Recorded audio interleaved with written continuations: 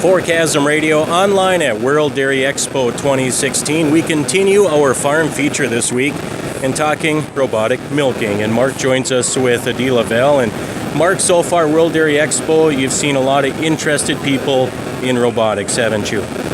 Absolutely. This being the 50th anniversary, and when we, on the topic of integrated robotics or the adaptation curve of robotics, certainly it's quite a hot topic. Talk about DeLaval and the different systems or what you guys offer when it comes to robotic milking.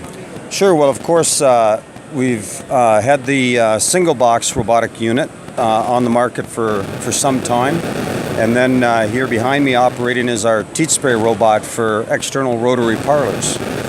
So a step towards automating the process of milking in parlors as well. So it's not a one system fits all sort of thing? I don't know that there's any of that, nor has there been since our founder Gustav invented the cream separator.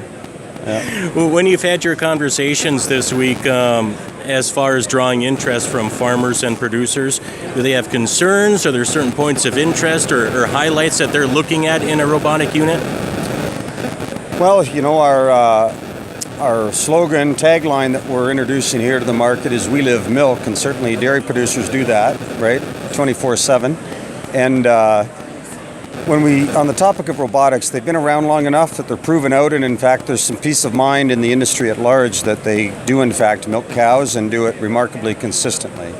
So although perhaps it might have been dairies that were a little smaller in size initially that adapted to robotics, with how they've proven out over time, larger and larger dairies are now looking at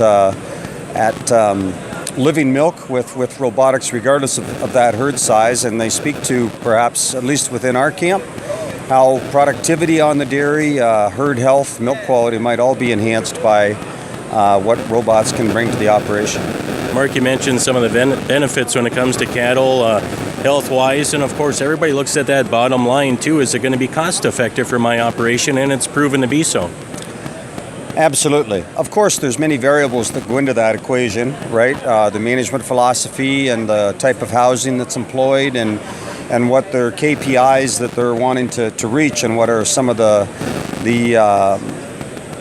demands that are placed on that dairy. Certainly the costs of production, whether it's related to energy, labor, to be sure, aren't likely going to decrease over time.